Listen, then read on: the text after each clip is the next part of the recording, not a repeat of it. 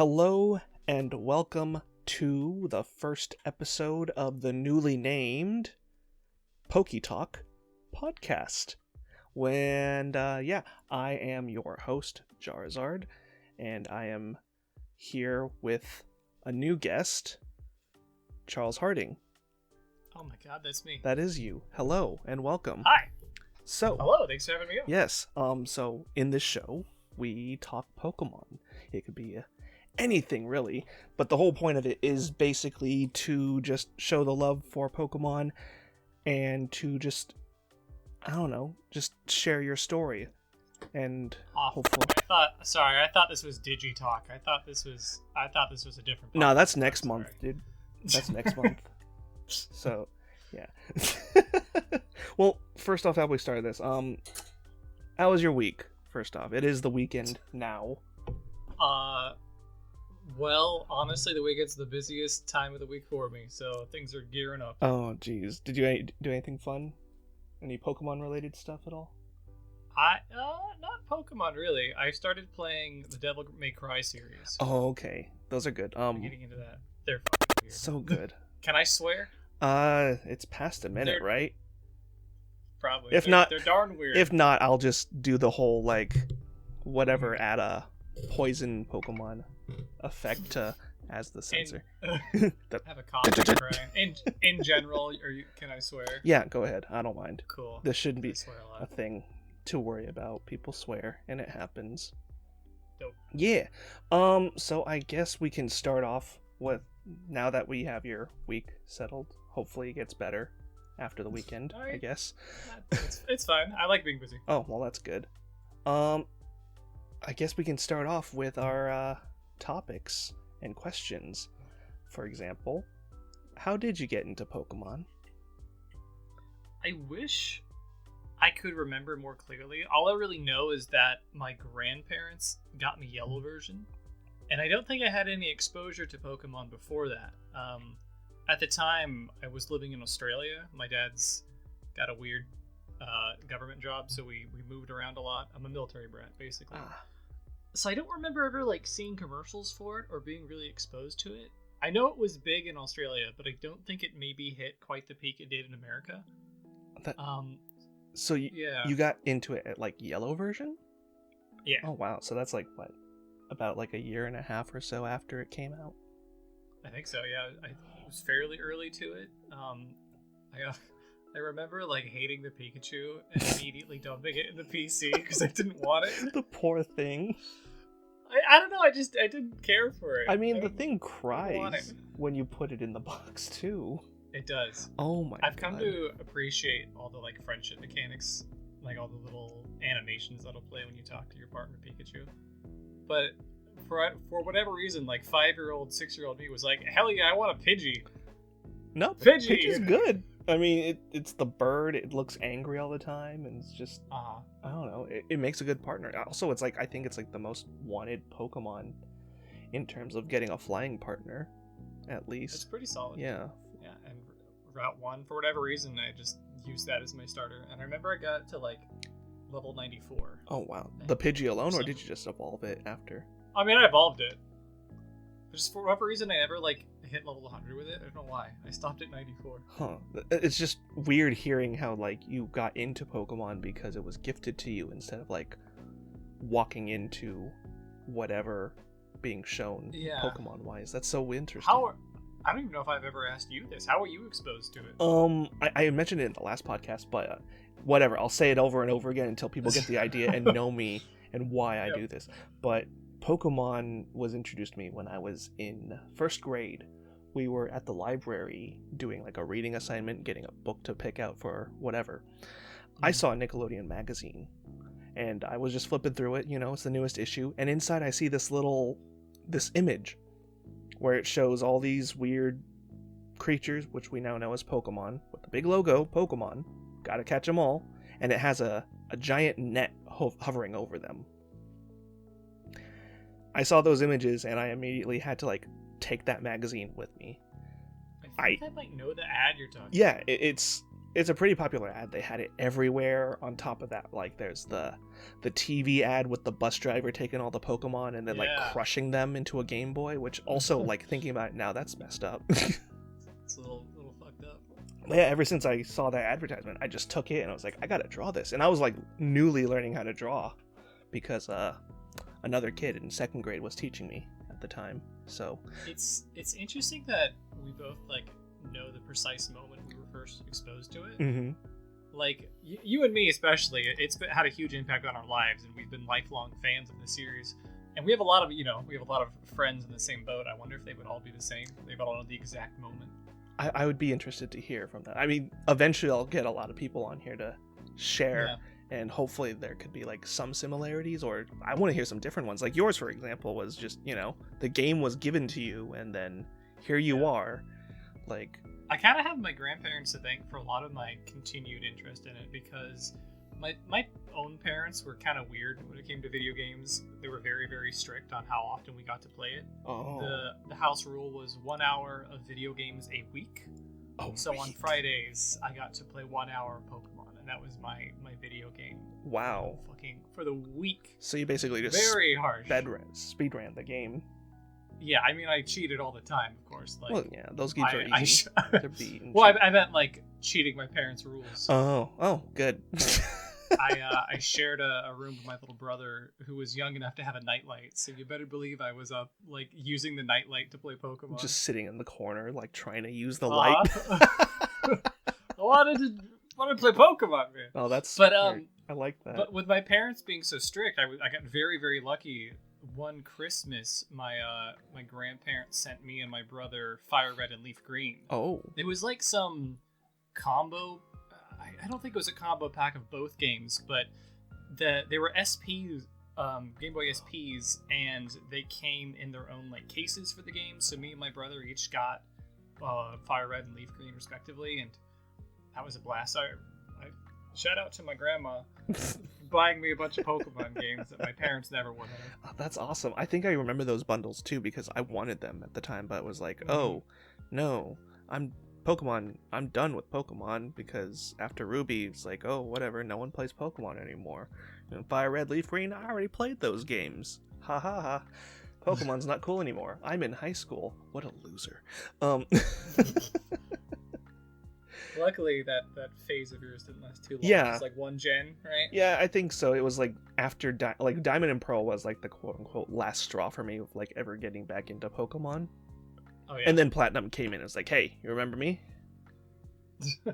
I may have told you this before, but obviously not in the podcast. I remember, like, I kind of missed most of Gen 4, but then I was just at some store with my friends, and I saw Platinum on my shelf. And I was like, oh my god, this game is real? Because I had seen that artwork online, but I assumed it was fake, because at the time, Origin Form Giratina looked so batshit crazy. I was like, oh, that's an interesting fan-made concept, neat. I did not realize it was a real game until I saw it on a shelf. Fun fact, that also happened to me. I was out in the mall with some friends. Yeah, like my mom and her friend like dropped us off because they were hanging out. Korean moms like to hang out and like drop the kids off and do whatever. We went to the mall, and I go to the GameStop because that's what I always do. Just stop by, see whatever's there, and wish I got the games. This time I had birthday money. Hell yeah. I see right there, right on the window, Pokemon Platinum. It was like brand new the day after it came out, apparently. Okay. And yeah, I'm looking at it, I was like, what is this? My brother's like, oh, it's Pokemon. And then the GameStop guy was apparently really into Pokemon too. He's like, oh yeah, this is Giratina. It's a ghost dragon type. It's the legendary Pokemon for this game. And it's just like blah, blah, blah. Went on and on about this. Like, you had me at ghost dragon. Look at this thing. It's beautiful. Pretty awesome typing. Oh yeah, it's a good combination. And ever since then, like, the guy even convinced me to buy the strategy guide for it. Nice. So I had that, and I was basically hooked and brought back into it. Because even then, like, same, I thought the Giratina was fake. Like, I saw like a lot of Fakeamon stuff, and my brother like was looking at Cerebi, and I saw like the other form of Giratina, where it's all like centipede and like all with all stubby legs and stuff. And it's like, oh, that's a weird looking Pokemon. Whatever. And then I see the other one is like, oh, that's fake. And then here it is on the cover. It's like, oh, I guess it's not. Cool. I want that. I'm a big fan of the origin form. It's a good form, and hopefully you probably, it's like one of your favorite Pokemon, so I'm sure you know. But you know the theory about like all the different like groups of 6s on its body. I don't know that theory. It's okay. So I mean, 6 obviously, number of Satan. Oh my god! And the general theory that Giratina might be like kind of represent Satan if it's the counterpart to Arceus, who's the equivalent of God. First off, I mean, obviously its origin form is more serpent-like, but it has 6 wings, 6 little wing tendrils in origin form. Mm-hmm. It either has 6 legs or 6 spikes, and it also has 6 stripes on its body. I was not aware of the stripe count. Oh my god! I have these 2 Giratina figures in front of me actually. This could very easily just be, numerology. And look, the schizoid. What is it? The schizophrenic paranoid has found a pattern in the numbers. Oh, jeez. It could very much just be that. But Game Freak puts a lot of thought into their designs. They really do. It could very well be on purpose. Especially nowadays with the Pokemon related to compared to what back then with Gen 1 and 2, the beta designs and whatnot. I think it'd be hilarious if it's on purpose, because Pokemon got hit with a little bit of satanic panic. Oh yeah. And if they were now intentionally throwing subtle satanic symbols in, that would be pretty hilarious. I would find that extremely hilarious. And then, with this being brought to light, more people would be like, "Oh no, that's so bad. Don't do that." Yeah, I don't think people care anymore, hopefully. Yeah. There's probably some people still outraged. Yeah, I hope not, but oh well. People are going to get mad regardless, and I mean, it's Pokemon. Speaking the of least angry, divisive community ever. I know, right? Speaking of angry and fandoms and Pokemon, you saw the Pokemon presentation. Mm-hmm. What are your thoughts on the new games coming out, the remake and Legends? I follow a bunch of Pokemon YouTubers. One of them, I believe, is called True Green. And then I feel like there's some numbers thrown on the end of that. He mostly designs his own Pokemon, but he did his own reaction to the presents, and it very much mirrored my own, because it talks about revisiting old games in a new way. And he's like, "Oh boy!" And he's all excited, he has this huge smile on his face, and it cuts to the chibis, and his face just drops. And he was just like, "What the hell?" That was my exact reaction. I know some people are into it. I have searched my heart top to bottom to see if I like it, and I just don't. They're squished so small, and I know that people are like, "Oh, they've always been little chibis." I think, before there was something left to the imagination, and you kind of assumed it was maybe a limit of the hardware, that you gotta be a tiny little man. That's just basic JRPGs. There's usually little sprites in the overworld. But now that it's graphics aren't an issue, it becomes clear that you're just these tiny little they're not Legos, but they're for even younger kids. Oh, the Duplo box? Yeah, you just look like little toys, and something about it just rubs me wrong, and I'm not super jazzed for the art style. Ah, gotcha. I kind of wish they kind of pushed further into that, or experimented it a little bit, with they kept the chibi little style, but they pushed further to where it's a mix of 3D and the pixelated 2D. I've seen a lot of remakes or draw-overs of it, where people would just either super crush pixels to make it really, really pixelated, and then just add specific line art and shading to make it look perfect. Maybe even just a different sort of art direction. I'm blanking on what term, but Link's Awakening, the remake, was a similar sort of chibi thing, but everything looked kind of like a toy. Yeah. Which ironically, I think would serve the Diamond and Pearl remakes better, because you already get that weird toy aesthetic, but it kind of hits the uncanny valley for me, is what I think it is. I get that. It kind of feels like it could be pushed further, but it's that, and that's why you don't like it to an extent. And then so that, and also what little we've seen from the battle screen, the lighting just looks so weird to me. Everything is so flatly lit. There's not any real shadows on any of the models, which is kind of the case in Sword and Shield anyway. But I swear it looks worse than Sword and Shield, and even worse than Let's Go. something about the lighting is just really off to me. I saw some mock-ups of like people just doing some cell shading to the trainer models, and it looks like 100 times better to me. So I'll have to take a look at more of that. I'm hopeful that, like, you know, with this demo, like whatever they showed us, you know, is just a small portion. Maybe like, oh, hey, this is what we got so far. We're gonna add this, this, and this. Also, if I remember, they're working with a different team. They're outsourcing for this one, right? It is. It's not Game Freak. Yeah. So that's also a really interesting thing that's going to be happening. I look forward to see how it works, and kind of brings more hope to Game Freak, hopefully outsourcing to other companies like Bandai Namco, for example. I think it's a great idea from the outsource, like in general, because I don't think it's much of a secret that Game Freak is quite often overtaxed.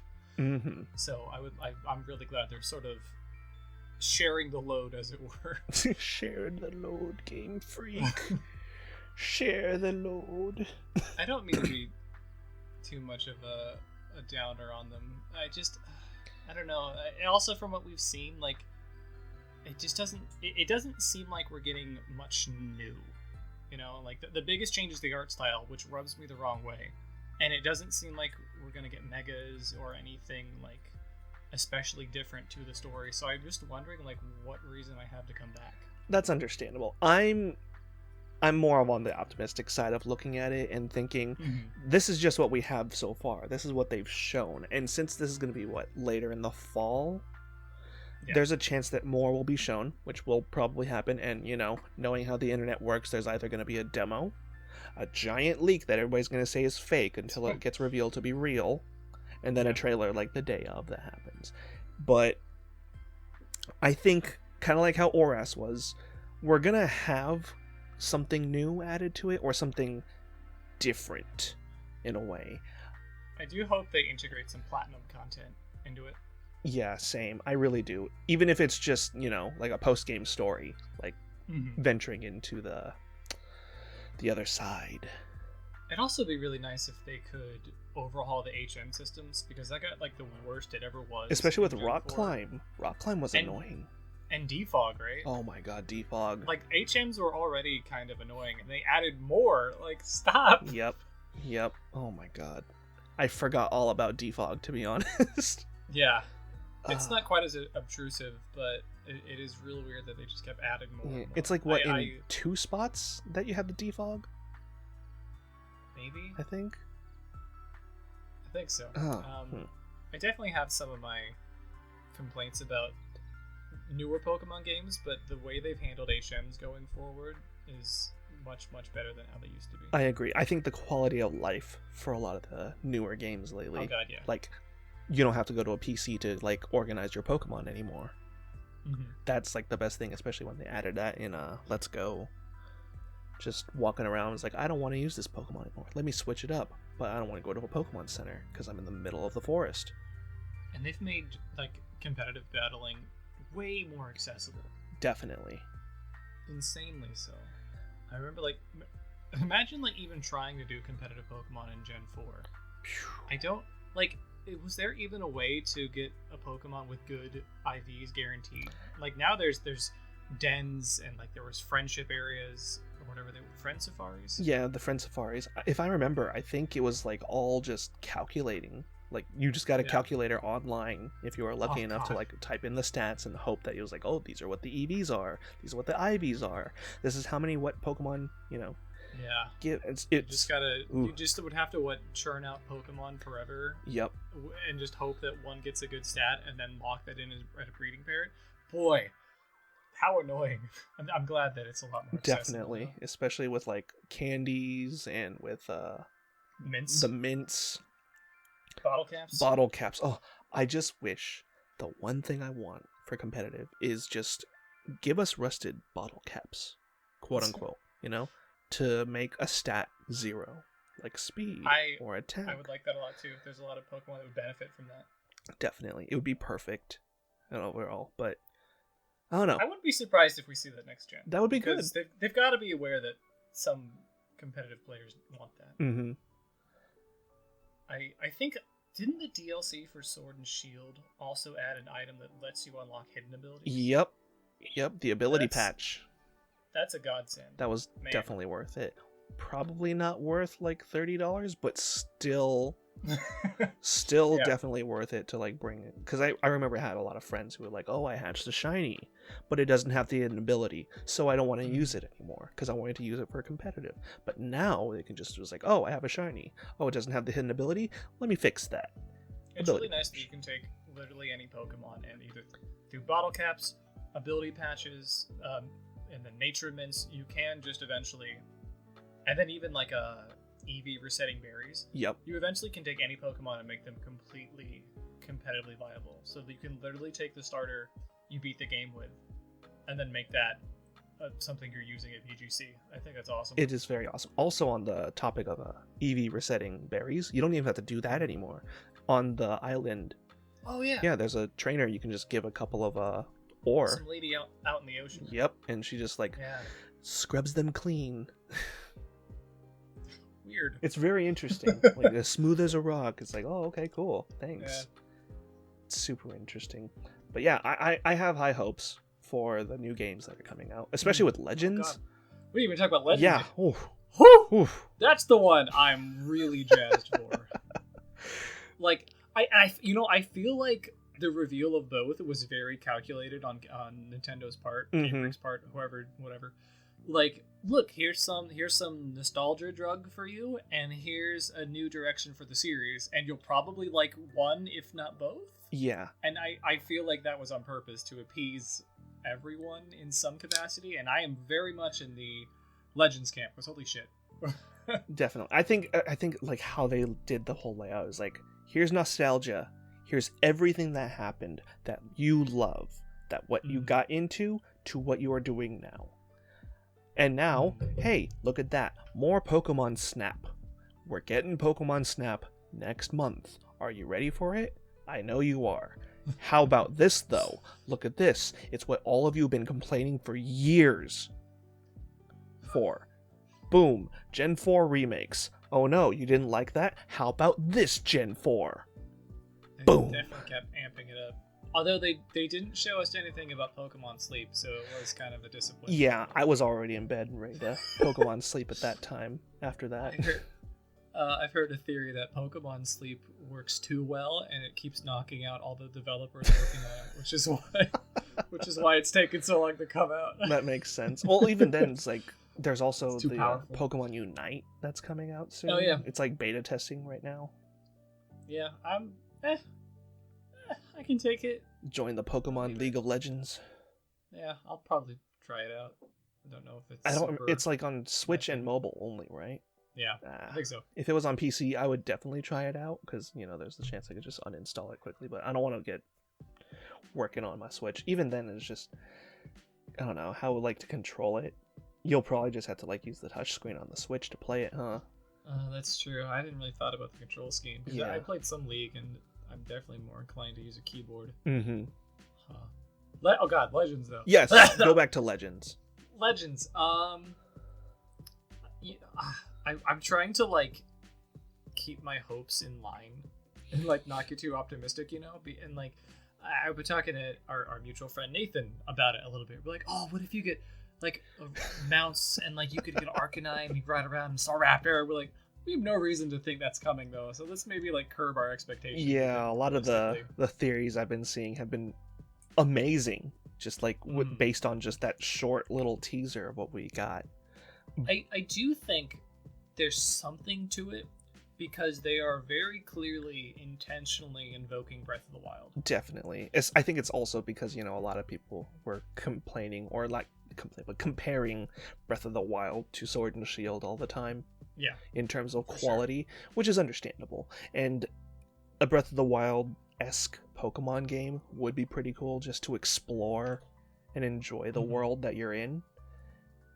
Yeah, I mean, I've talked about wanting that for a long time. I'm hardly the only one. It's not an original idea, but it just seems like a perfect merging of ideas. Like, imagine like tracking Pokemon in a huge overworld, and you have to like actually follow their footprints or damage branches they've broken down. Or say you're like tracking a Tyranitar and you have to go to an area where the mountains are being consumed because Tyranitar eat mountains. Oh my god, that'd be Wouldn't perfect. that be awesome? Yeah, and they're Again, like seeing I'm little like, tiny holes in the ground, and it's like they're from like Yeah. little Larvitar or Pupitar that have been buried there.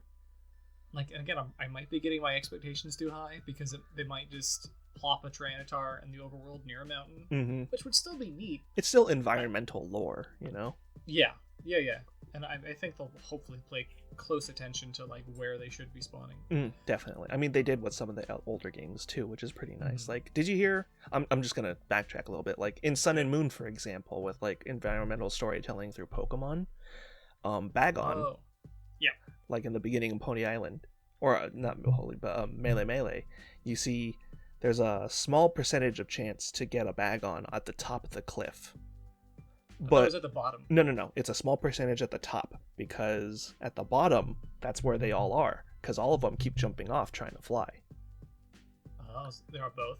Yeah, so on the bottom of the adorable. cliff in the grassy area, there's a higher chance of getting it than just 1%. I love that. Yeah, it's super cute and I love it. And I think there's also a chance that they can summon a Salamence, Mhm. SOS calling, which Yep. is terrifying. it's very terrifying, especially if you're trying to do that in the beginning. No thank you. Also, SOS calling. I Oh had- my god. I literally like I'm having PTSD because I had forgotten that was a thing, and I also like forgot to anticipate that being in Sword and Shield, and like as an extension forgot to be thankful it wasn't in Sword and Shield because God, that was an annoying mechanic. Yeah, that was scary. Especially when, It like, should- in the beginning, you know, it's like, oh, cool, this is the Yeah. thing that's happening. Oh, God, this is the thing that's happening. There's a lot of grassy patches. Mm. I don't want to fight these Pokemon. Run. It should have been optional or like something you choose to do or something, not just Mhm. a chance to show up all the time. Either that or, like, give a new repel version, you know? It's like, turn Yeah. on this repel to prevent SOS calls or something. I miss That Horde would have been Battles, though. helpful. Horde Battles were awesome. Horde Battles are great. I miss Horde Battles because, like, they just came for, like, what? They bring in so many, like, weird and funny situations. Like, I accidentally had a Vanillux in my team, and it was at the head because I was leveling up Pokemon, and I immediately run into, like, 6 Lickitung, and they're all like, oh. Oh God, no! Yeah. Get out of there! And then there's another situation where I Mega Evolve my Alakazam, and I run into a horde of Vanillite. So it's like one spoon for Yep. each Vanillite to scoop up the Yeah. ice cream. It's It's great. pretty great. Yeah, Horde Battles were great. They were great for shiny hunting. They were great for EV training, especially. Mm-hmm. And there was some fun little lore tidbits in that too. Like I loved. I think it's on Route like 10 or something. You can find a group of Seviper with one Zangoose, Oh, and in the other yeah. version, it's the other way around. And they will prioritize the 6 Seviper will prioritize beating up the one Zangoose. So they will ignore you until they kill it. Oh, I love that. The blood feud that they have. And Yeah. it's I scary. used to have nightmares about like the singular Zangoose being shiny. Yes. Like, no, God, don't kill Oh it. my god, yes. That is my fear. I think I saw that happen to someone back then Oh, at school. That's hilarious. Yeah. Man. We never finished talking about Legends. Back to No, I just think Legends.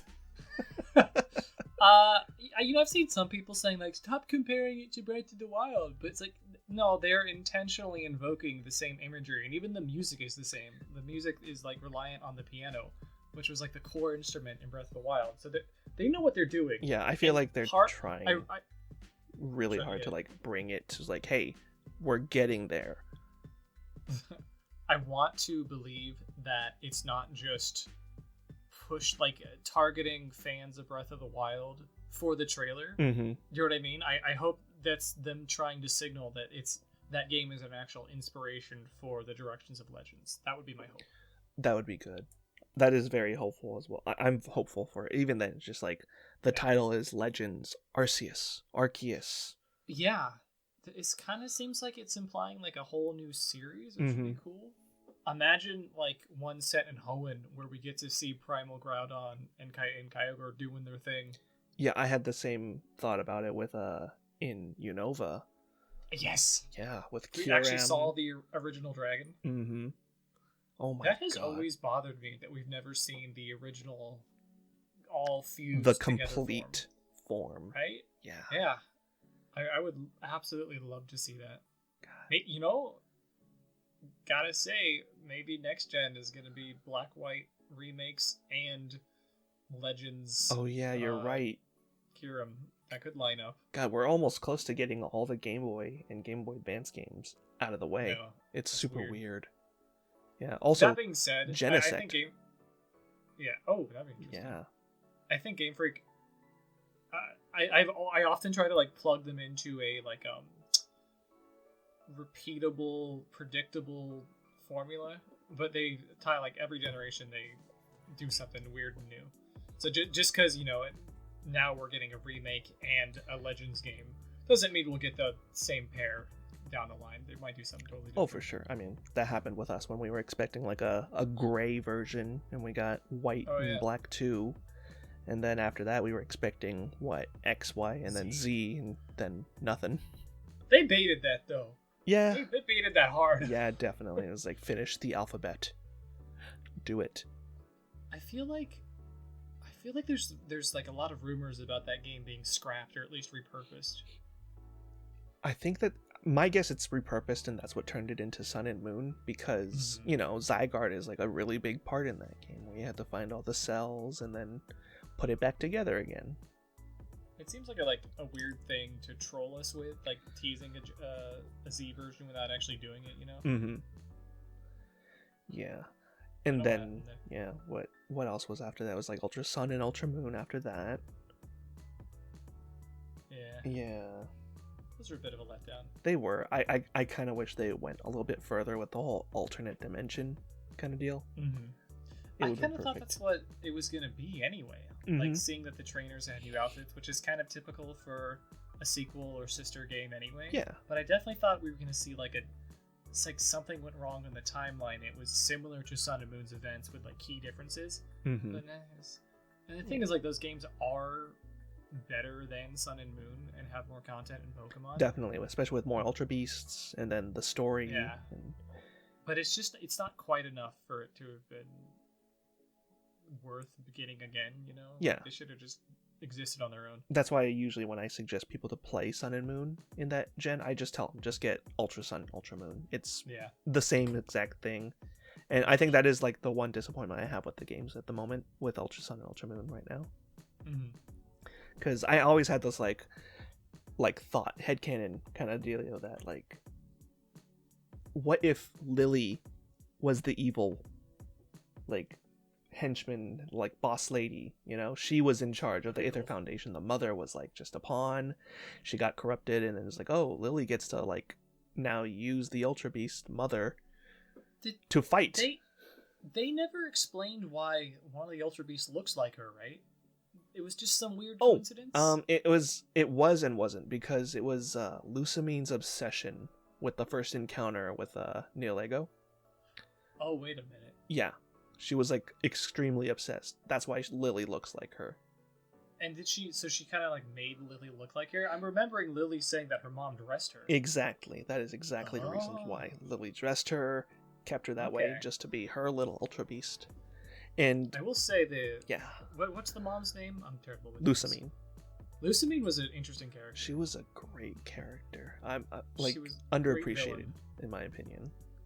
Yeah.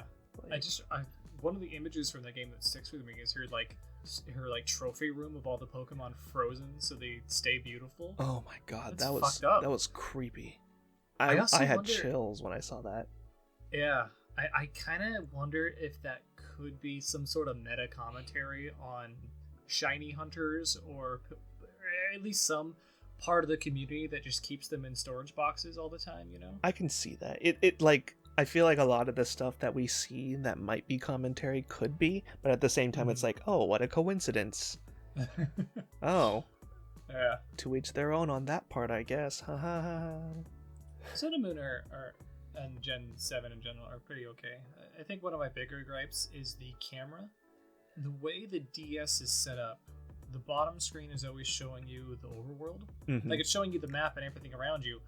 But the way the camera is situated, like, I don't know, top screen where you actually can see your model, is at an awkward angle so that you can't actually see much around you. So most of the time you're relying on the map on the bottom screen to see where to go. And I feel like you kind of end up spoiling what you're about to see. And you see more of the world through the map rather than the actual overworld. Oh, no, that makes sense, especially when you're like lost in a city and have to find the waypoint. Yeah, I definitely enjoyed a lot of the big sprawling non-linear routes in Pokemon. You actually had to like explore and like map out in your head And just talk to having people. having a big map down there for you kind of ruined that for me a little bit. I agree. At the same time, it's like, oh, this is how big the area is, to the point where you kind of have to use a map in a way. But then again, like there's a cutscene before that to like shows you the direction of where you're supposed to head. It's like, oh, Yeah. why do I need a map? Yeah. Sun and Moon they were good though. They're fine. Definitely. I mean, like when it comes down to it, I'm always gonna more or less enjoy a Pokemon game if all the designs of new Pokemon are solid. Exactly. And Gen 7's got some great ones. Oh, I love them. The design, even then, it's just like, if it's a Pokemon game, same formula, whatever. How I see it is like, I'm gonna play it regardless. I'm one of those Pokemon fans that are like, you know what, I'm gonna buy it if I can afford it. If I can't, oh well, I'll save up and get it later on. It's not like a big rush deal for me, but since I can't afford it, I will get it. I do understand how some people will be upset and not be able to afford it, but don't want to waste money on a game that they think is bad. So I get that part. But for me, I'm gonna be one of those fans that like will get a game if it has the Pokemon name on it, and I'm kind of like not ashamed of it. You know? I think I'm somewhat in a similar boat, though not for the same reasons. Like, I think it'd be hard for me to look at a game and say, at least a new one, say, that's not for me. Honestly, I'm on the fence about the Diamond and Pearl remakes because I don't see a lot to interest me, and like I could just go play the old games. Mm-hmm. But for Gen 9, they'd have to pull some crazy shit for me to say, nope, not doing it. Yeah, that's the thing. For two reasons. Like, one, like, I'm always going to have that experience of, seeing wild Pokemon for the first time. Go, oh my god, I want to catch that. I want to see what that evolves into. Because that was the most fun I had with Sword and Shield, was catching an Impidimp, and when it finally evolved in the Grimmsnarl, I'll just be like, oh my god, I love him. Oh yeah, because you didn't even see the leaked decks or anything. You went in completely blind. For the recent games, I've been trying to go as blind as I can, and I'm very much glad I did for Sword and Shield, because I didn't know what Buttface, Snom. I didn't know what Snom evolved into either. Oh, yeah. So it evolved into Frostlass. I was like, ooh. Yeah, Frostmoth awesome. Is so good. God, like... I did have some, like, disappointers because Carkol evolved. Oh. I was like, I do wish it kept, like, the train wheel kind of dealio. That would have been pretty cool. Yeah. So I enjoy... That's, like, my favorite part of Pokemon in general, is finding new ones while playing it and evolving them. And on the other hand, like, Pokemon is still like a part of my identity in a way. I have so many friends because of it, and I have plushies goddamn everywhere. And, like, I know the feel. It's just like a big part of my identity, and has been for a long time. This is a longer story. I'm gonna skim over, but like a lot of my current friends today I only really have because of Pokemon. Point being, it's a big deal for me. And every time a new gen rolls around, I like having these sort of discussions about them. And I want to be able to be informed. It would feel weird to, like, even if I don't like the look of a gen, just skip on it. And then I just can't have these discussions, even say maybe I hate the gen and I dunk on it every time it comes up. At least I'll have an informed opinion because I played it. Yeah, exactly. That's how I feel too. Even then, there's also just like a little bit of FOMO in that. Oh yeah. It's like, oh, everybody's enjoying the Pokemon game, but I don't because I don't like it, kind of thing. I think I probably just spent like 5 minutes explaining a complicated version of FOMO. Yeah, true. I don't want to miss out on the conversation. No. Well, on that, it was like, with the games and whatnot, what is like your favorite Pokemon game out of like all of the ones that have been released? I can say, like, bring in Mystery Dungeon 2 in this equation. Oh. What is your favorite Pokemon game? The one that you can pick up. I'm gonna stick to mainline right now. Okay, cool. But you saying that one I can just pick up whenever? Yeah, pick up whenever and just like, this is my favorite. See, that's kind of challenging because I don't typically want to replay the same ones like back to back or anything like that. But every now and then I'd be like, ooh, I haven't touched Gen 3 in a couple of years. I'll play that. And then like next year I'd be like, ooh, when's the last time I played Gen 2? It's usually like whatever I haven't played most recently. That being said, If I had to pick a hand, like a favorite in general, I mean, it's got to be Heart Gold, Soul Silver. This is like the most lukewarm take of all time. Nah. These are probably the most like universally beloved games in the series, and for good reason. Definitely. I think the art style and graphics still holds up. The music was fun to hear revamped. It hits a very strong nostalgia center because I played Crystal 2. That was my second game. So hearing all the music come back and like it just amped up everything. I also think like in general, like ignoring the Heart Gold Soul Silver remakes, Gen 2 was such a perfect sequel. It took a lot of the old Pokemon and either gave them new evolutions or branching ones that were fun to explore. It continued the Team Rocket plot a little bit, and you got to see the aftermath of what you'd done in the first game, and then even go back to the old regions. So all of it just was perfect for a sequel and feeling like coming back home. No, I totally agree, especially with like the gym leaders and stuff trading off and stuff. Like Koga becomes one of the Elite Four. Yeah. And then, just after you finish beating the game completely, you fight yourself from the older games. Oh my god. Yeah, that is one of the coolest moments in Pokemon, right? I mean, it's gotta be. Yeah. I remember I was playing the Gold version, and I was like, oh cool, I beat the Elite Four, I'm good to go. And me, with my poor reading comprehension skills, didn't know that you get a ticket to go to Kanto. Until like, half a year later, some friends was like, oh, what are you playing? I was like, oh, I'm playing Gold version. This is like my third time playing it. I just beat the Elite Four and everything. It's like, cool, did you go to Kanto? I was like, what are you talking about? you can go to Kanto, you know that, right? I was like, what? No. Yeah, go fight the gyms over there. There's like more gyms. Do it. I remember I've intentionally like played through Fire Red and made my team the team that Red has in the post game for Soul Silver. Oh. Just so it felt more like, oh my god, it's me. I remember these. I remember this team. Oh my god, I like that. That's smart. That's good. It's like keeping up with the story and everything. Yeah. That was really fun. I will say, if I have one complaint about Gen 2, it's some of the accessible Pokemon sucks. Like you can't get Houndour until the post game. They're only in Kanto. Yeah. What the hell is up with that? That is super weird. And even then, like, certain like Pokemon can't evolve until you get like an item in Kanto. Yeah, like Jolteon, you can't get that until you get a Thunderstone, and even then, you have to talk to people that like the people of the day, or like someone that you befriended has to like give you a call. It's like, hey, I found something, pick it up. Pokemon specific species being locked to the post game has always annoyed me. Like the fun of having it in your team is like using it and eventually getting stronger and stronger and like evolving after a gym fight or something. If you can't get it to the post game, it kind of defeats the purpose. It's always why I wished you could get Larvitar way earlier. And I know, like, I kind of make an exception for it because as a pseudo legendary, it's really Tyranitar is super strong, and it's kind of cool to have this late game area be the only place you can get it. But I'd still rather use it through the game.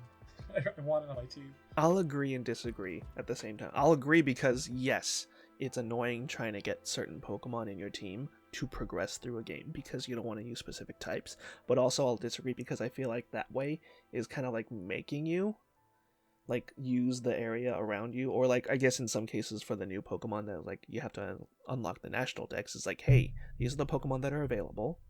Try using these. After you beat it, then you can try playing with the other ones that you had before. Yeah, and it kind of like allows you to change it up.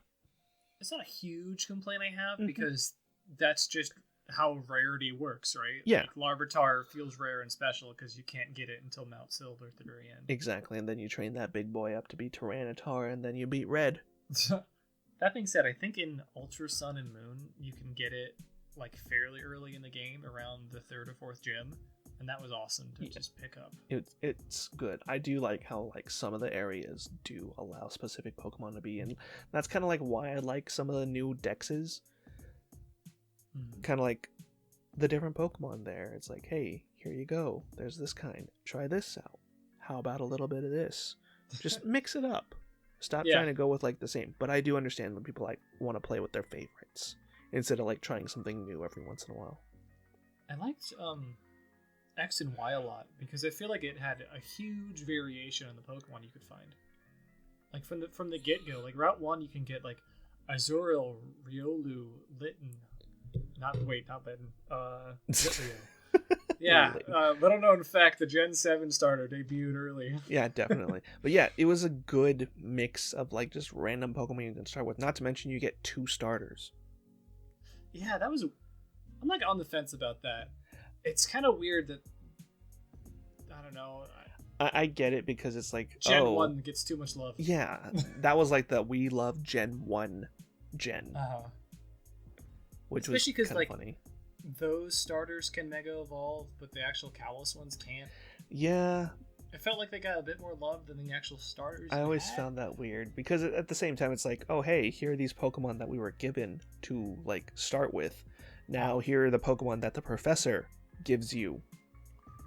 It's like, these are supposed to be your friends for life. These are the ones that you have to Mega Evolve, not your starters that your friends gave you. It's very possible I'm just like a grumpy old man, you know? I mean, yeah, I was like, I'm tired of seeing Charizard, even though Charizard is like one of my favorite Pokemon, you know? I was like, give some love to other Pokemon. Mega Charizard X is one of my favorites, but also other Pokemon exist, guys. Exactly. I would like to see some others get like, just because there's a lot of people that would love to see more Charizard, let other Pokemon get a chance. Yeah. Also, poor Venusaur and Blastoise, honestly, always like shelved over that. Like, I know there are people who are like, oh no, I like Blastoise, no, I like Venusaur. It's like, no, people love Charizard. That's why it's the popular Pokemon in the Pokemon card games. That's why it's like one of the most used Pokemon next to like promotional artwork and stuff. There's very blatant favoritism happening with Game Freak, which again, they're just tapping into like fan response because fans love him the most. Which so you can't really blame them. Yeah, which is why I'm kind of a little like curious to like see what's gonna happen, because did you see like the recent like favorite Pokemon poll that they did this year? Yeah, and all the results were like weird. Like Buzzswole was super high. Yes, and Dedenne was number one. I haven't looked into it because I can't help but wonder if people were trolling.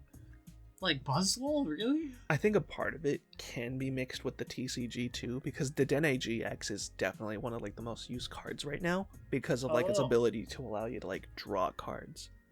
Okay, so that makes sense. It's like an essential card that's needed in decks. Because there were so many results, like high ranking Pokemon in that poll that made me go, what the hell? People like this thing? Yeah, I was super confused about Buzzwole, and I don't care because I love Buzzwole. Pheromosa I prefer over Buzzwole. He's hilarious. But like, Buzzwole.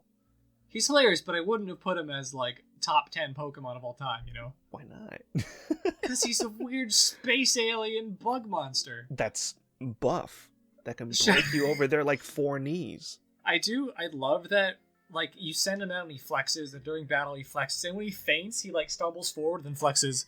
Like, the very last thing he does is flex again. It's fucking great. Oh, my God. Flexing even after a loss. Yeah, I mean, again, like, I appreciate Buzzwole. I just wouldn't have thought he's that well-loved. Yeah. I do wonder if there's some, like, trolling happening. I think there is and isn't, because, I don't know. I'm just curious to see what happens with this. Like, what are they gonna do to promote more? Maybe they're gonna work with more of these Pokemon in the future, or are they gonna like feature them in the anime a bit more? Like, it seems like invaluable data for them to have, right? Mm-hmm. To know what people want to see. I remember, like, because they did a Google poll just a couple years ago, and all the results of that like made sense. It was like Lucario, Gengar, Charizard. And those were like the top Pokemon because like they're featured in the anime, they're very popular in the games, they're like used in a lot of teams in the game. So yeah, I agree, that makes sense with the Google poll. But like this with the Twitter hashtag poll kind of dealio, it's very interesting. Strange and interesting. Yeah, but I want to look up the final results again because I assume they closed that poll recently. Mm-hmm, they did. I think I remember correctly. It should be like with Dedenne up top, but I'm gonna have to double check on that one again and come back to you. But yeah, man, actually, I don't know. It's just super weird seeing this stuff go on. It just makes me miss like college. Oh, yeah. Actually, let's just go on to that topic. Because like I was gonna say, John, why do you miss college? Oh, I miss college because you and I were one of the founding members of the Pokemon Club. Yeah, Good Yeah, shit. good times. I can't believe this all started with just a Facebook post in a video game chat. Yeah, I mean it's weird. It's the only reason I know you at all is because of this club. It's super weird. That's how I made most of my friends, via Pokemon. Damn. I don't know. I'm sure I've told you this story before, but it was one of my birthdays. I was turning 22 or 21 or something, and I was just sitting around with Kyle and some other now mutual friends of yours, and I was just talking about Pokemon like we always do because we're super into it. And I was just like thinking, like, it would be cool if our college had some sort of Pokemon club where you could battle gym leaders who like had teams and actually win badges. That'd be cool. Yeah, it'd be so cool. And I was just like, oh, I could make that. I could do that. Hey. Yeah. And I just got like really motivated to like, oh, I gotta like, that would be so cool. I gotta make this happen. So I knew a couple people in the Pokemon. It was only like my first or second year in college. I think it was your second year, my third year, because I remember I was like, in socializing with people at the time. So I didn't know too many people, but I knew a handful. So I put a post out on some Facebook group, Geek, I think it was called. I think so. Oh, also for the viewers and listeners, we're college friends. We know each other from college. Just a little explanation on that part. I think we said that. I think so, but just in case, Yeah. That's how why we're talking about this stuff happened. It's a little bit of a memory walk. Yeah. So I slapped put a post on Facebook and I was like, hey, does anyone want to like make a club where we're gym leaders? And I swear to God, within like 30 seconds, Mitzi Richburg responds like, yes, oh my God, yes. And I think your response was also real quick too. Yeah, it was really because like I was an RA at the time, and they were one of the students that lived next to me that I had to like watch over. Mitzi was? Yeah, they were my neighbor. I helped them move into the building and everything. Same with Jorge. He was also one of the residents I had to keep an eye on, and him and I went and bought Black 2 and White 2 the day it came out. Oh wow. Yeah, I remember just college in general. I played by myself with Pokemon, and I just spent hours on hours in White. And now with college, just seeing the Pokemon Club and stuff with X and Y and Oras, like, makes me feel a lot younger than you because Black and White came out when I was in high school. Poof. Which admittedly was like my last year of high school, but it's still like, whoa, you played Black and White in college? You're old. Don't remind me. Like, yeah, I don't know. It was just super weird. Yeah, Black 2, White 2 came out my sophomore year in college. Is there... I hate to interrupt you. I think there's a phone ringing. Oh, yeah, my mic is picking that up. It's my mom's phone. She's probably her friend's calling her or something. It's fine. Okay. Oh, look at that. It's going off. But yeah, so you and Mitzi were like super down. And I was like, oh God, okay. I put this up 30 seconds ago, but cool. And I don't really remember how the rest of the people heard about it, but I remember the first meeting. There was more people showed up than I anticipated. Yeah, I think it was like friends like of 50. Friends, and then like it wasn't like 50 people, but it was like a dozen or so, and I was like, oh my God, people really be out here liking Pokemon. It was a good time. I mean, even then, Pokemon's just a thing that everybody just universally knows and likes. It's like, even if you just like, oh, I played the first 2 games and I like it, I'm a Pokemon fan. It's like, yeah, you're a Pokemon fan. Get in here. Play more Pokemon with us. Yeah, like the 2 years that club ran was so much fun. We had like a tournament to figure out who would be gym leaders, who would be Elite Four. Everyone like claimed a type. It was so much fun. And then we made like physical badges that we give out to people. And the trophy. Oh, I still have that. Oh my That's God. Right. That's actually right next to me. That's on a shelf right next to me. Oh my God, I need to see that again. Big golden Pokeball with a bunch of the badges on it, and we put down the names of the 2 people that got the champion title. Mm-hmm. Yeah. You know what I'm realizing in this exact moment? What I really want to do? Obviously, not anytime super soon, but we need to get the club back together for like a reunion. Yeah. I mean, fuck high school reunions. I haven't done one of those yet. Pokemon I want to do reunions. I want to do. No, seriously, we gotta get Taco and Jorge and Rodney, and we get everyone back together. Oh my God, so much fun. It would be a good time. I would love that. It'd be like one of the best times I've had in a long time. For related to Pokemon at least. Yeah, that was a lot of fun though. I have a lot of fun memories of running that club, and then you eventually. Did I make you vice president officially? I think that was like the case. It was like we were in an unofficial club, so it was like you were the president, I was vice. We kind of just ran like the group and saw how things went. The league went fine. If people wanted to like play with Pokemon cards, they'd do that. I'd bring in my like box of cards so people could like dig through and just mess around with them or trade. I think in retrospect, I would have like delegated more to like the other facets of Pokemon, because I was really only ever into the games. I didn't really know much of the cards. In retrospect, I would have like maybe pushed you to like hold card tournaments or get people invested in that, and then someone else could be like the anime person. Like there's a lot more to the Pokemon franchise than just what my interests were, and that's what I ended up focusing on as president. Definitely. Actually, I'll segue here. You mentioned being not too into the cards yet. Do you still collect cards nowadays, or? Not really. Okay. But have you been aware of like what's been going on with the TCG and stuff? I am. I think like I hadn't for a while anyway, just because money. Now that they're booming in popularity, it kind of kills my interest more. I think I am a big old hipster at heart.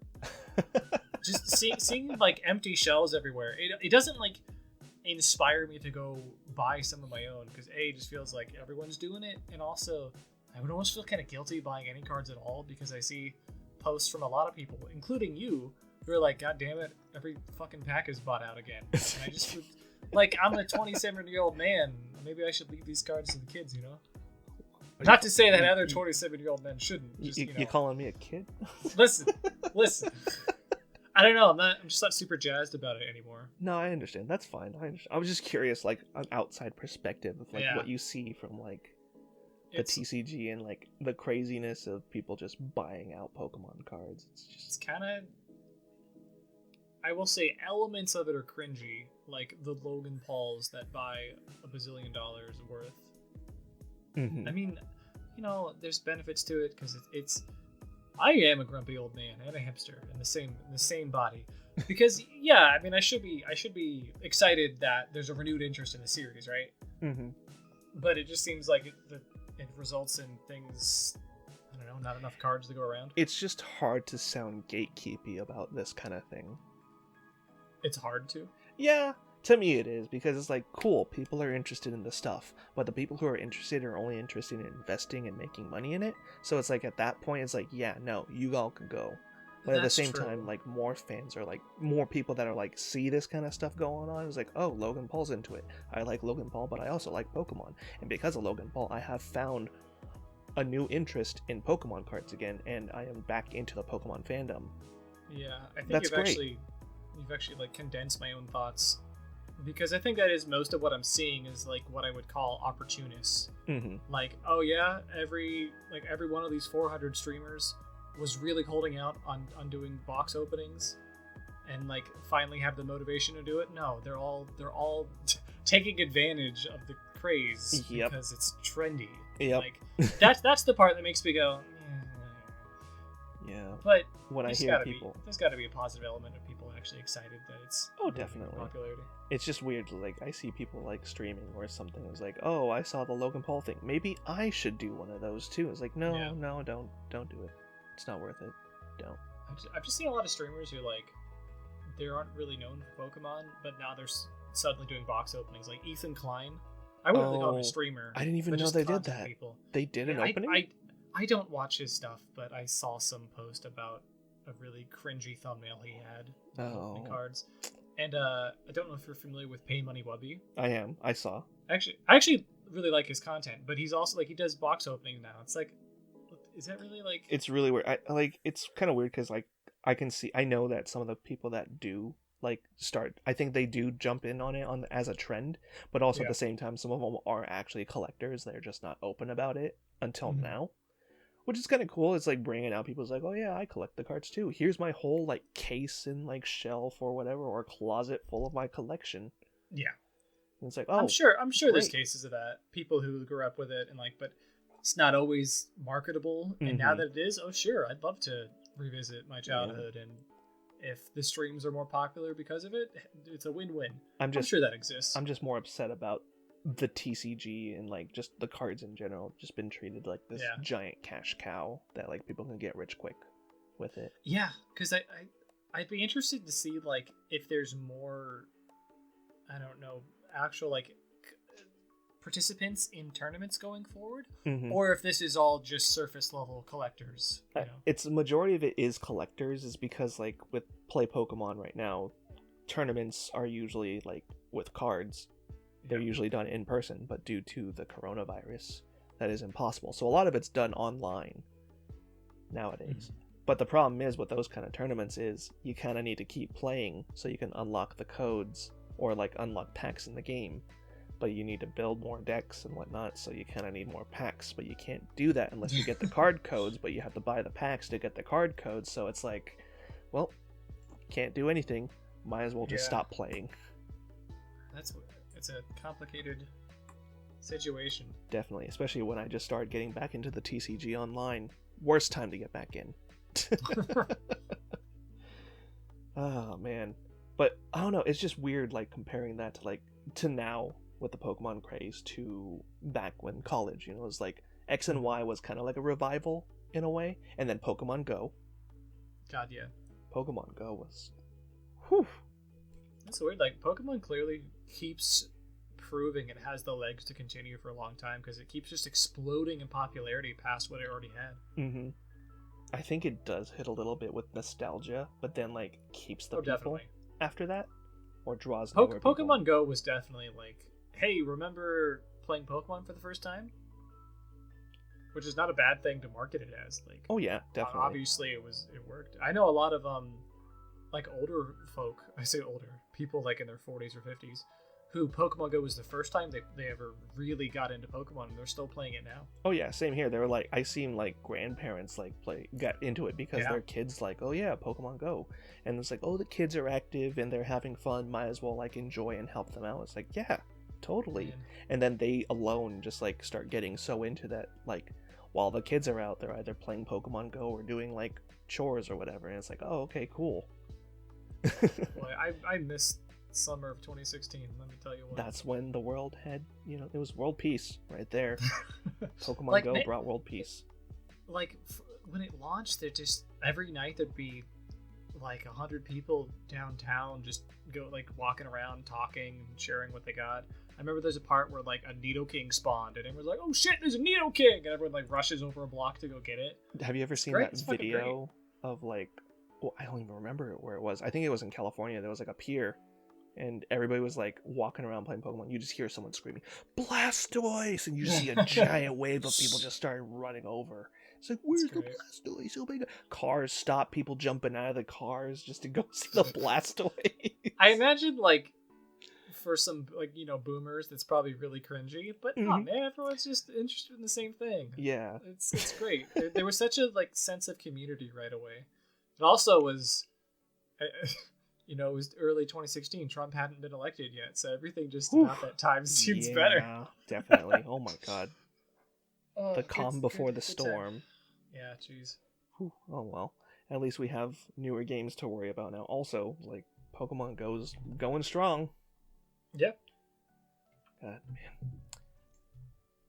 I don't play it nearly as much as I used to, but I'll pick it up every now and then. Oh, especially like when a new gen comes out. Especially, I don't know, I've been playing a lot more, especially with the Kanto event that they recently did. And I bought a ticket. Honestly, it's like a little too expensive for an event that's going on still. But at the same time, it's like, you know what? I could have a shiny Mew. I don't mind. There was shiny Mew for it? Yeah, so with the ticket, you paid like, I think $15, $16 for it. On the Kanto Day event. Yeah. There were like all these like crazy things you had to do, and there were like contests that were held prior to that where people would like submit like their trainer and their team, and if they won, they get to be featured during the event. So around in different Pokestops, there were different trainers that you can battle. and you battle their different teams to get points and whatnot, and like you just kept going. Also, you got to choose the green team or the red team for like red and green. I saw that because I just happened to be like out and about that day, and I saw some Pokestops taken over by like real people, and I was like, what the hell is going on? Yeah, it's super weird. I did like it because like a lot of people were like somewhat creative. Like there was one dude that had like a Eevee hat on their costume. It was like, oh yeah, here's like a whole team of evolutions that you had to battle. Oh, cool. Yeah. Man, they should have that be like a permanent feature. That'd be cool. That would be so nice. Well, what else was there? Yeah, you just did all these events. You get the requirements. You beat it all, and then oh, sorry, I punched a plate that's nearby. At the end, you get some Pokemon. Also, there were like a higher increase of shiny Pokemon, depending on the certain team you chose. I chose green team, so I got a lot of green shiny Pokemon, which I love. And then like the shiny. Did you like the green ones? I love the green ones, Espeon especially. Oh, giant shiny lime green Espeon. Mr. Mime, Mr. Lime, love it. Ursa Ring, my gummy bear. Honestly, shiny Espeon is one of the most disappointing shinies for me. You're a disappointing shiny. I don't know how people can like not like it. It's one of the best. It's such a weird green color, and Espeon is my favorite evolution and one of my favorite Pokemon. So just seeing a green, like there's no connection to the psychic typing. The shade is like offensively bright. Can't stand it. I really wish it had. I've done mock-ups of it. I wanted, like, you know what I would love if it was like white and then the gem is yellow. Oh, that'd be pretty cool. But no, we get green. We get green, and you have to live with that. Even like yellow-ish would be okay. Something to like hint at the sun connection it has, because Umbreon's like night, Espeon's day. That'd be cool. Oh yeah, that'd be pretty cool, especially with the blue shiny for Umbreon for like Blue Moon and whatnot. Yeah, blue Umbreon's like one of the best. Definitely. It's just such a simple tweak and so good. Yeah, but I mean, even then, back then, those sprites were chosen because it's like, what, they pull up the color picker and was like, whoop, swipe it to the side, and there's your shiny. I think there's elements of that, but there's also evidence of them actively choosing other things. Oh, yeah.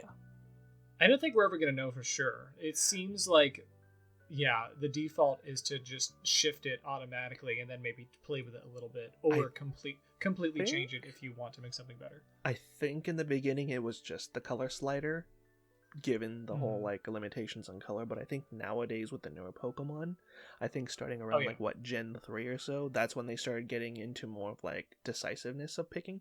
Because like, okay, it's not like confirmed, but there's like always like theories of like specific Pokemon being chosen with their shinies because of like certain things, like what is it, Sableye,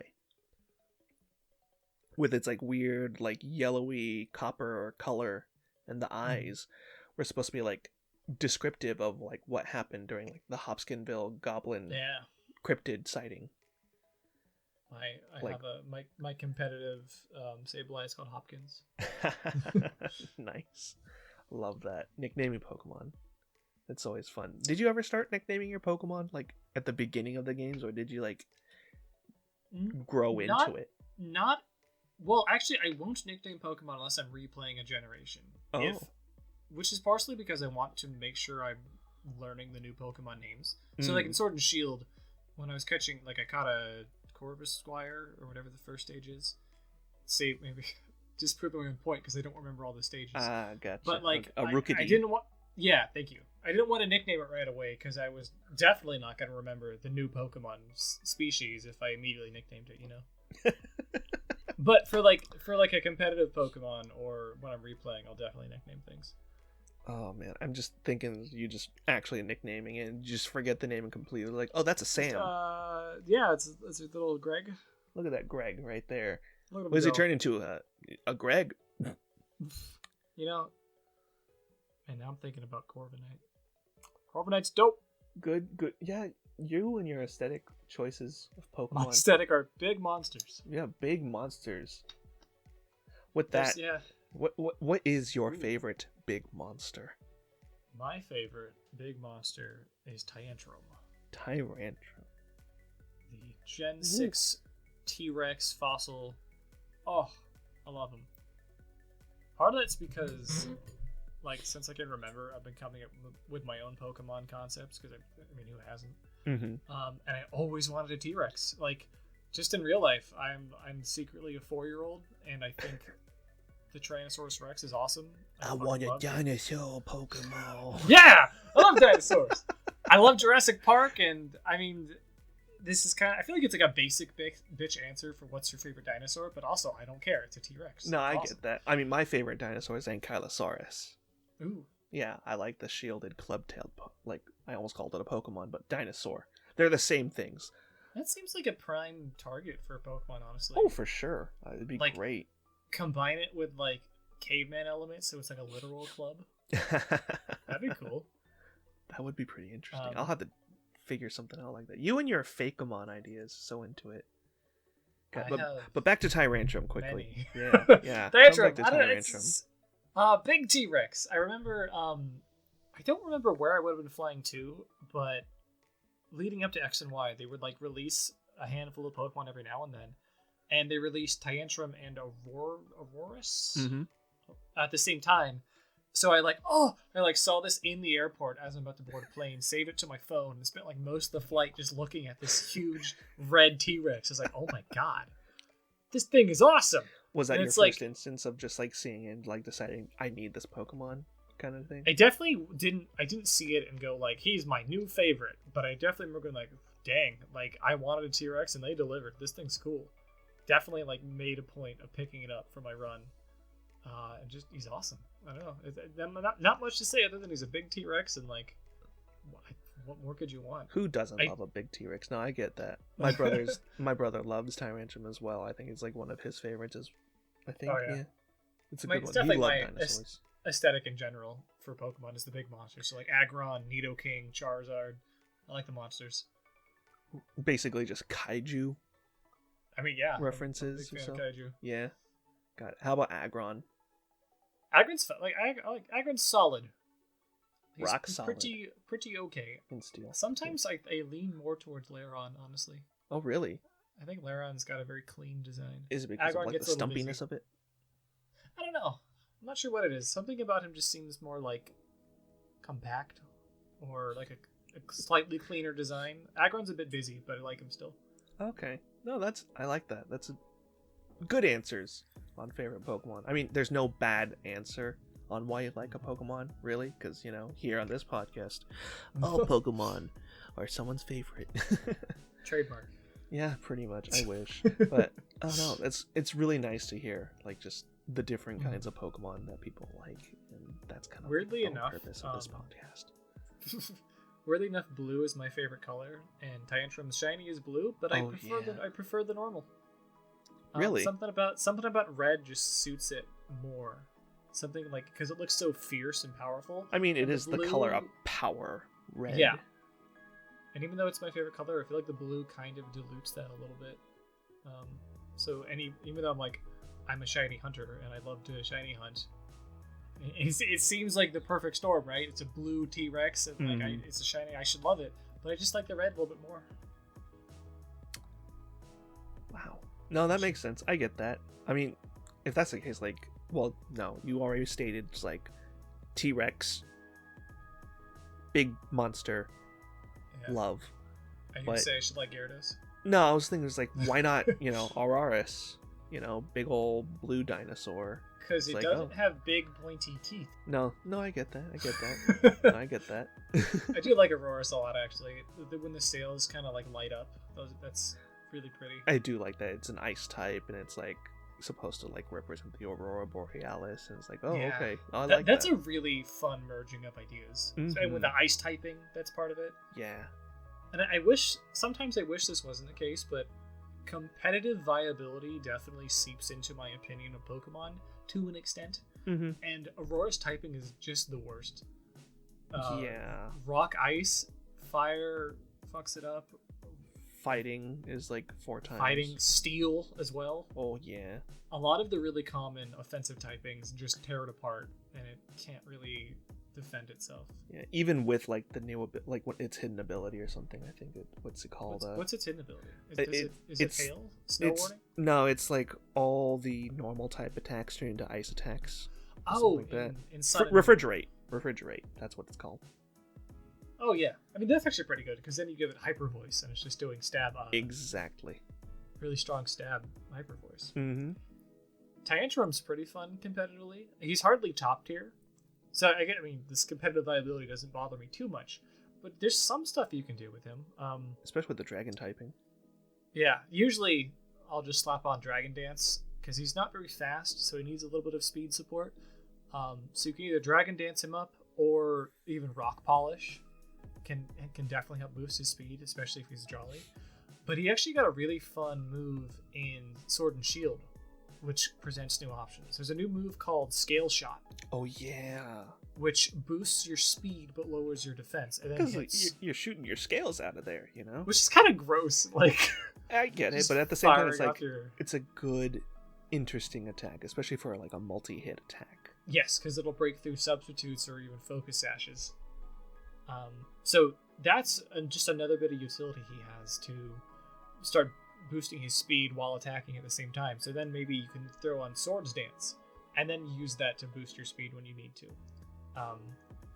And then his standard ability is Strong Jaw, which is fun to work with. Biting moves do more damage. Usually you pick up like Ice Fang, maybe Thunder Fang for coverage.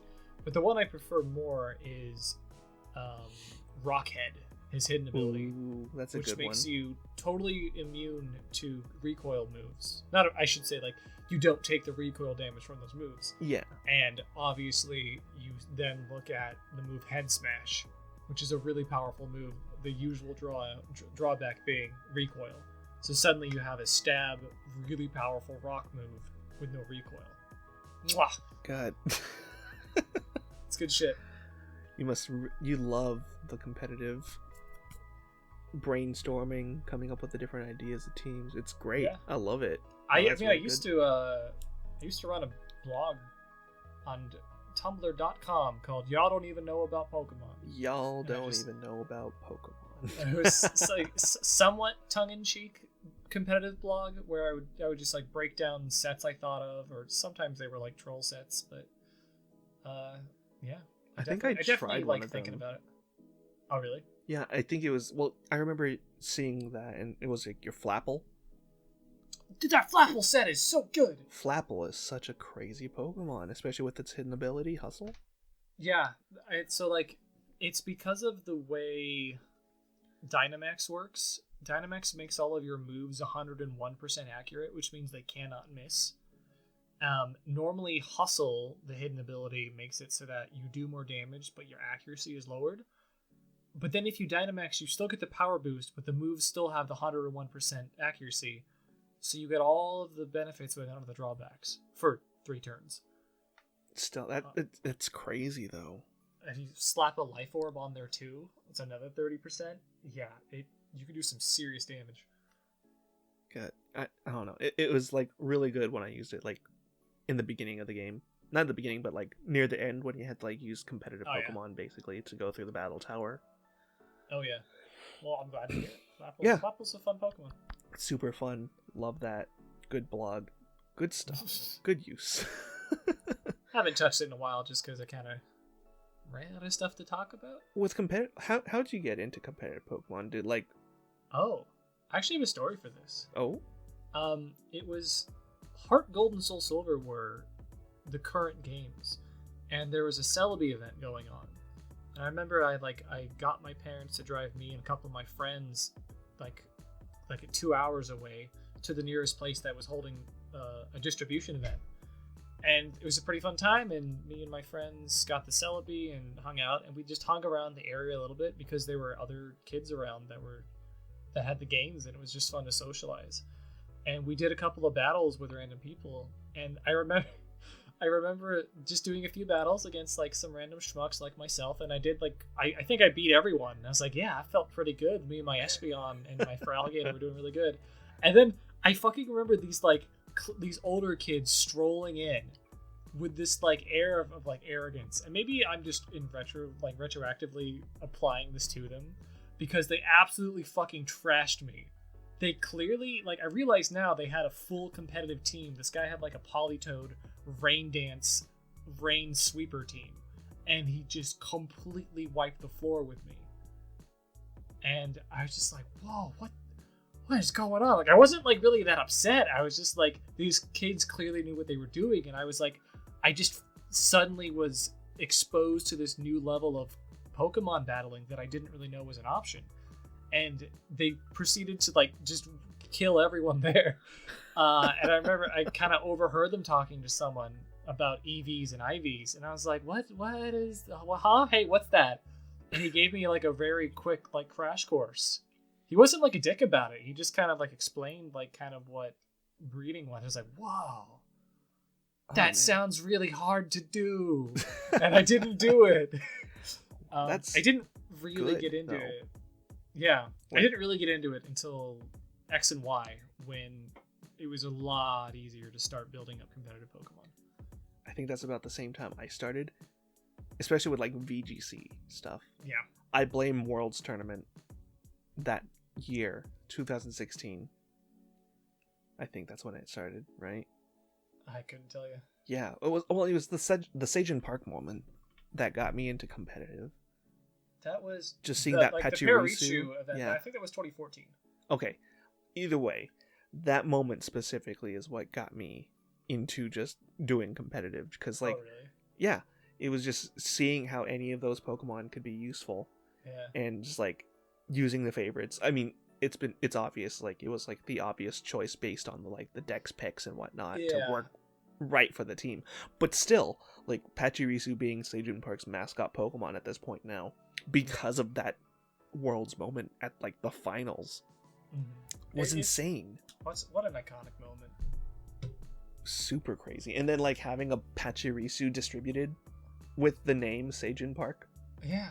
What a cool moment for him, right? Yeah, definitely. Do you know there were parades for him? Mm-hmm. Like official Pokemon sponsored parades? How fucking cool is that? It's amazing. It's just like, man, I want to do that. I want to compete. But then me and my like short attention span's like, no, I just like looking at Pokemon. I've never been as into the doubles format, so it's been hard for me to get into VGC. I think it's just my preconceived notion about like what a Pokemon battle is. Like, you know, the games it's always a 1v1. The animes it's almost always 1v1. I don't know. I think I prefer the duel. No, I get that. That makes sense.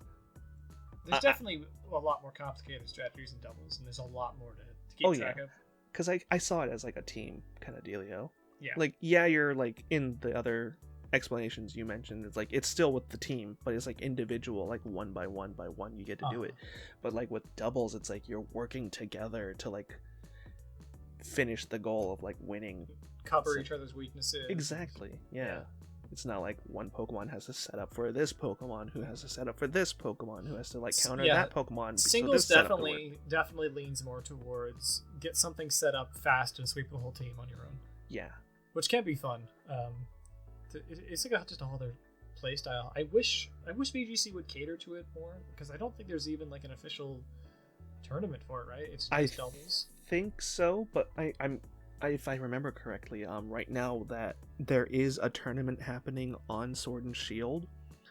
I think it's called the Spikemouth Cup, where there's no Dynamaxing.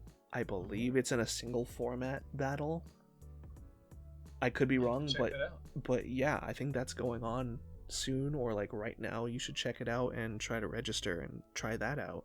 I should. I haven't done competitive stuff in a while, but every time I like open up Pokemon Showdown, it all comes back pretty quickly. Yeah, even then, like competitive in general has been like, one, super accessible, and two, with like the new expansions, like how they completely change the rule sets constantly. It's so nice. Like every season's a completely new thing or a different rule set, or they bring something back. It's not like how it was with Omega Ruby Alpha Sapphire, where it's just like everybody uses one legendary and like sweeps with everything. You know, that's a part of VGC that always kind of grinds my gears. Looking at all the teams, and the top 10 are all like almost the exact same team, minus one Pokemon or something. Yeah, I'm obviously simplifying. I'm sure there's always exceptions and nuances, but for the most part, you say, oh, everyone brought Landorus again, huh? Interesting. Everyone must really like Landorus as a Pokemon. Yeah. It can feel a little soulless at times. It does, and I think it kind of like fires a spark of like other people trying to like break the meta by Yeah. making all these meta crushing teams, which brings in like so much more creativity. Like I remember what I tried making like a very speedy but tanky Feraligatr just to specifically counter Landorus. Wow. I mean, Like, yeah, that's the stuff that's fun to see. Yeah, it's always like super weird because like not only that it had Dragon Dance, I had to set that up, have like a wide guard so it like stopped Rock Slide and stuff. So I had like some other Pokemon come out with that, and then after a couple Dragon Dances, you just Ice Punch away, and like it would just one shot a Landorus easily, and then like after that people would forfeit or like they would just like give up after like 2 Pokemon are down. It's like, yeah, I just beat the strategy. The one Pokemon that you thought was gonna win, didn't. Good job. That was a really fun part of the Pokemon Club. Like, we were restricted to types, so we couldn't do like super meta stuff. But beyond that, everyone kind of had a theme anyway. Like, Yeah. I remember Scott, who was the Ice type gym leader, did rotation battles to like God. to kind of hint at the idea of sliding around the ice. And I think our Flying type gym leader exclusively had like, well, obviously exclusively had Flying type Pokemon, but I think he made them stand on tables to fight or some bullshit. Oh yeah, that was funny. I remember they were joking. It was like stacking chairs up on something, Yeah. but like yeah, they would stand on something, just And little gimmicky things. I don't know if it was his gym team, but I know Nathan had some bizarre sets about like intentionally exploding Pokemon to buff other Pokemon, and like we did a lot of like off the cuff weird non-meta stuff, and it made every gym feel really unique and fun. I think that was the best part because like just hearing the challengers like talk about like how they're gonna strategize using their team and whatnot. Like the first champion just having to like redo their teams over and over again just to make it the perfect team, but also full of their favorite Pokemon was just the best thing. Yeah. And I think that was like my most memorable moment of that club. Just good on Patrick for finally winning. Like, yeah, like that was one of my favorite moments. Was actually like losing, as weird as it sounds. Like it was so cool to finally see someone like take us down and earn the trophy. Yep, and that was because like I mean, it's all not gonna at, be like, winter. That was like in the winter. I think so. Before everybody had to go for break too. Because like it's not gonna be fun to just keep smacking down challengers forever, right? I want them to win eventually. And that was for sure. Especially because his team included like Chatot and Arbok. Oh yeah. Really weird, and like I feel like the rest of his team was weird picks too. It was like Sceptile. Was it really? Yeah, there was a Sceptile in the team, and he mega evolved that one to counter your dragon Pokemon for sure. But yeah, that Chatot was like super weird. I think like he may have like catered to be a little more competitive in his, in later attempts against us, but he was very adamant on using his 2 favorite, Arbok and Chatot, and he won with them, and that's fucking awesome. I love that. It's super good, and just it's stuff that makes me like enjoy Pokemon and like glad that I'm a part of like this kind of community. Yeah, I love seeing this stuff. It's the little things that matter. We gotta do a reunion, seriously. Oh, I agree. It'd be great. In 2024, when the pandemic is over. Here's hoping everybody gets vaccinated in time to actually have that happen. Oh, yeah, that'd be nice. All right. Well, I think this is a good place to stop. Yeah. It's a good talk. Just rambling about, I mean, I could totally go for hours, but I think an hour and a half is like good enough for this for now. No, that's pretty good, yeah. Oh, man. But yeah, thank you so much for being on here. Do you have anything to shout out or to plug in, social media, etc.? Sure. You can find me every week on my own podcast called The Order of Initiative. It's a Dungeons and Dragons podcast aimed towards DMs or players, but mostly DMs, and just me and a bunch of other DMs go over different topics, races, classes, and just how we would run them. We've talked about running horror games, how to do mysteries, how to create a villain, stuff like that. Ooh, that sounds very interesting. It's very fun. I like to talk, apparently. I have a lot of people that were very interested in D&D and would probably be very interested in actually like listening to that, so I'll definitely share that for people. Awesome. Order of Initiative on all major audio distributors. No spaces or anything? Is it just... No, I mean, it's written out. Oh, okay, cool. I think if Alrighty. you search The Order of Initiative, you should be able to find it. Alright, well, there we go then. Order of Initiative. Thank you very much, Charles. for being for here. having me. Thank you for having me on. It was really fun. And thank you to all the people that are listening and or watching this video. So tune in next time where I have another guest to talk more about Pokemon. Alrighty, well, have a good day. Bye. Goodbye.